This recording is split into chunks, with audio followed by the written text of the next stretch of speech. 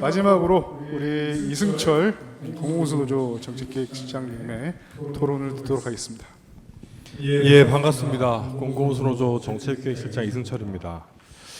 저희 이 건물에서 이런 외부 단체 토론회가 열리는 경우가 되게 드뭅니다.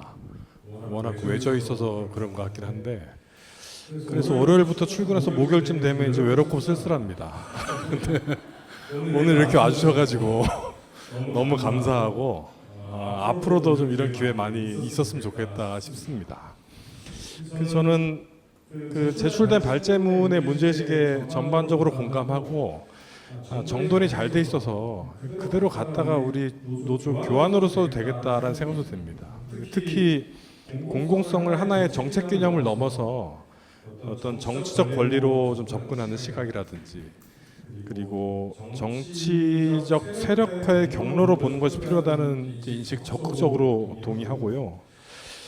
지난 대선 때 사회대 개혁이 되게 큰 화두였는데, 대선 시기부터 좀 이런 공공성이 곧 사회대 개혁이라는 내용 가지고 함께 대선을 좀 돌파했으면 어땠을까라는 아쉬움도 좀 남긴 합니다. 오늘 토론회가 좀 이런 구체적인 공공성 투쟁과 내용들을 좀 함께 만드는 계기가 됐으면 하는 바람이고요.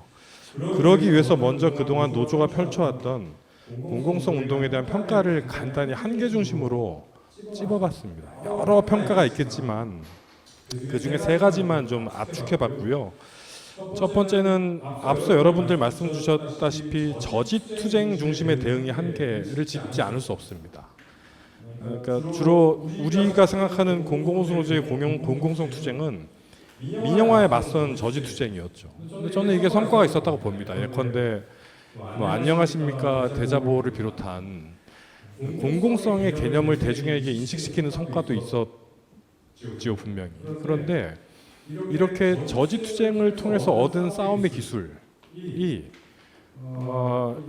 약점을 드러내기 시작한 시기가 왔다고 봅니다. 예컨대 민영화하는 대신에 경쟁 체제를 도입한 고속철도라든지, 그리고 민영화하는 대신에 이윤 중심의 운영 기조를 강화해왔던 의료 부문이라든지, 또 이전에는 없었던 새롭게 생겨난 공공성 영역인 돌봄 사회 서비스라든지, 또 이미 민영화돼서 재공영화가 필요한 통신 영역이라든지, 이런 싸움들에는 좀 힘을 발휘하기 어려운 상황이라는 거죠.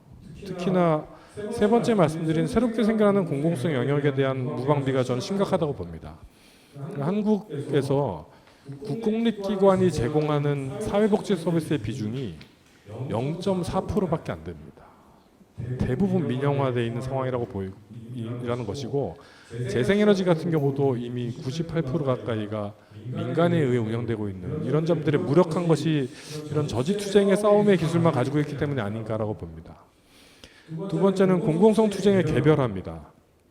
저지투쟁은 우리 사업장, 우리 업종, 우리 영역의 공공성을 지키는 투쟁이다 보니까 사업장과 업종 중심의 실천으로 축소됩니다.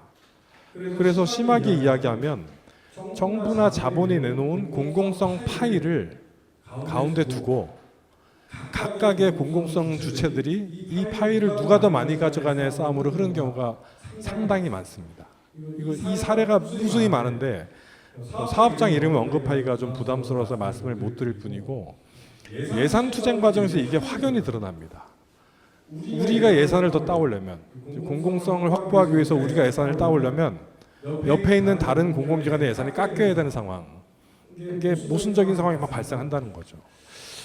그러면 이걸 극복하기 위해서는 전략과제와 연결하는 것이 필요했는데, 우리 노조가 혹은 공공부문의 이 민영화 저지, 공공성 확대 투쟁이 이러한 부분에 좀 미흡하지 않았나 싶습니다. 이게 어려운 이유가 수익을 어떻게 분배할 거냐와 같은 제조업 노조의 투쟁과 다르게 공공부문은 아주 본질적인 부분에서 부딪힙니다. 소유구조, 시장주의와 정면으로 맞부딪히죠. 근데 이걸 회피해서 어떤 이론적 뒷받침이나 대한사회 구조에 대한 확신이 노동자 스스로 서지 않으면 앞서 말씀드린 파일을 두고 서로 싸우는 악순환에 계속 빠질 수밖에 없을 거라고 보는 겁니다. 그럼 어떻게 해야 되냐? 저는 종합적 모델과 구체적 과제라고 표현을 좀 해봤는데요. 그러니까 그동안의 공공성 투쟁이 서로 자기 머릿속에 가지고 있는 미시적 목표 사이에 막 길을 잃어왔다고 생각합니다. 그래서 진짜 열심히 싸우고 뭐 치열하게 저항하고 다 할 거 다 했는데 결국 쭉 끝까지 가보니까 그냥 부처님 손바닥이라는 거죠. 손바닥에는 뭐 시장주의 이렇게 써 있고 뭐 자본주의 이렇게 써 있고 우리는 그 안에서 놀고 있었던 거 아니냐는 좀 평가입니다. 그래서 저는 종합적인 체제 모델, 저는 이거 이제 공공경제론 퍼블릭 노미스라고 좀 표현을 했는데 이걸 만들자는 이야기를 2019년부터 하고 있는데요. 하도 안 만들어져서 제가 공공에 와서 만들려고 직접 왔는데 와서도 잘 못 만들고 있긴 합니다. 근데 공공성 투자는 결국 뭐 시장주의나 자본주의 철폐 투쟁일 수밖에 없고 저는 이런 측면에서 발제문에서 인용하신 우리가 발명해야 할 미래 공산주의라는 호명 제안에도 동의를 합니다. 그런데 뭐 기성 정치 세력은 말할 것도 없고 진보 정당이라고 스스로를 좀 호명하는 세력들 역시도 어떤 한국 경제의 근본적인 좀 변혁을 위한 경제 구조 문제, 예컨대 뭐 재벌 해체, 기간 산업 국유화 이런 이야기들은 건드리지 않고 요즘에는 그냥 뭐 민생 구제를 위한 대책 중심으로만 대안을 제시하는 경우가 많은 것 같아요. 여러 진보 정당들의 공약들을 봐도 노동당 정도가 구체적이고 아주 본질적인 문제 제기들을 하고 있는 것으로 보여져서 노동당 사랑합니다. 그래서 공공경제로는 이런 좀 분화되는 투쟁의 목적이나 대상을 일치시키는 효과도 있고 그리고 좀 정치 투쟁과 노동자 투쟁을 좀 하나의 대우로 묶어낼 수 있는 계기가 될 수도 있을 것이라고 보여져요. 그래서 제가 31페이지의 박스에 예시 수준에서 공공경제론에 담길 수 있는 또 공공경제론을 통해서 좀 싸워낼 수 있는 주요 의제들을 좀 묶어봤는데 하나하나 보면 다 여기 혹은 저기에서 민주노조나 사회단체에서 하고 있는 의제들입니다. 근데 지금 우리는 이게 다 개별 의제라는 거죠. 이 A의 의제는 A 단체에서 하고 B 의제는 B 노조가 하는 것처럼 흩어져 있고 같이 기자회견하는 것 이상의 연결고리를 찾지 못하는 건 아니냐 싶어서 이런 것들을 좀 막는 하나의 대안 체제 모델 그리고 체제 전환 국가 전략으로서의 공공경제론을 채택하고 이걸 중심으로 정치운동을 펼쳐내는 게 필요하겠다는 제안이고요. 두 번째는 구체적인 당면 과제가 제시되는 게 필요하겠다 싶습니다. 저희가 현장에 가서 공공성 중요합니다. 공공성 투쟁합시다 이렇게 이야기하면 반대하는 조합원 단 한 명도 없습니다. 다 좋다고 그러죠. 근데 끝나고 살짝 가서 물어보면 이게 맞는 말인데 그래서 어떻게 하자는지가 너무 어렵다는 거예요. 뭐 이제 좀 느낌이 착하게 삽시다 이런 느낌이라는 거죠. 착하게 살아야죠. 근데 어떻게 사는 게 착하게 사는 거냐라는 개념들 잡아주는 게 필요한데 저는 이건 시대에 따라 바뀔 수밖에 없다고 봐요.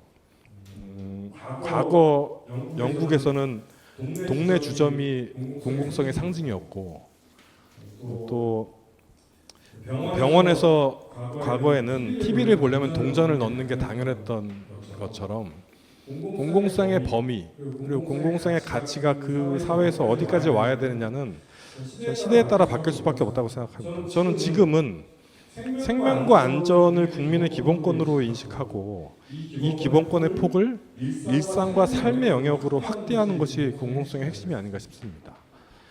그래서 뭐 끊임없이 발생하는 사회적 참사라든지 의료 대란, 뭐 초고령 사회 진입 이런 여러 가지들을 좀 거치면서 생명 안전과 일상 이 세 가지에 대한 국가 책임 강화가 현재 필요한 집결 지점이 아닌가 보여지고 그런 면에서 현직의 공공성 확대의 핵심 과제와 경로는 국가 책임 강화로 치환할 수 있을 것 같습니다. 그래서 저는 의제 투쟁의 핵심은 재구성에서 시작한다고 보거든요.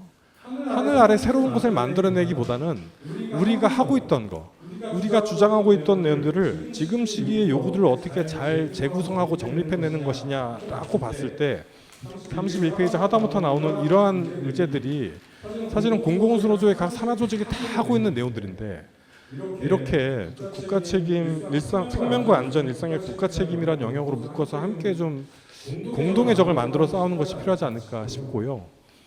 그럴 때 노동권과의 연결도 매끄럽고 좀 원활하게 이루어질 수 있겠다 싶은 내용들을 32페이지 하단부터 함께 실어놨는데, 이건 공공성 토론회에서 노조가 공공성과 노동권을 연결 확장하려는 전략을 좀 운영하고 있는 것 관련해서 함께 참고로 보십사 한 내용이라서 이건 뭐 자료로 대체해도 될 것 같습니다. 네, 이상입니다. 예, 말씀 잘 들었습니다. 시간 잘 지켜주셨고요. 네, 아주 공공적입니다.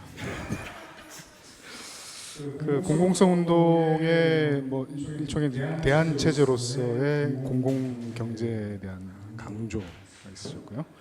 그리고 이제 생명 안전 일상에 대한 국가 책임 강화 확대 투쟁에 대한 의미에 대해서 좀 새롭게 좀 말씀해 주셨던 것 같습니다. 자, 이상 좀 발제와 토론을 다 들었고요. 예상 시간보다 약 한 45분 정도 오버된 것 같긴 한데요.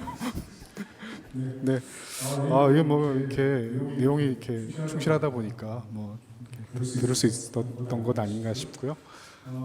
몇 가지 좀 쟁점이 좀 보이는데, 뭐 이 민영화 반대 투쟁에 대한 좀 의미와 한국에서의 이 공공 서비스 도입과 민영화 과정에 대한 뭐 평가 뭐 이런 것들에 대한 좀 발제와 토론상에서 약간의 좀 차이가 좀 있었던 게 있고, 그리고 이 공공성의 이제 뭐 일종의 주체죠. 그러니까 모두라고 했을 때 그런 그것이 의미하는 어떤 정치적 방향, 그리고 주체 형성의 그 과정, 뭐 그런 형태에 대한 이제 이 접근들에 대한 조금 더 이렇게 좀 구체적인 이제 좀 토론들이 좀 필요한 것 같고요.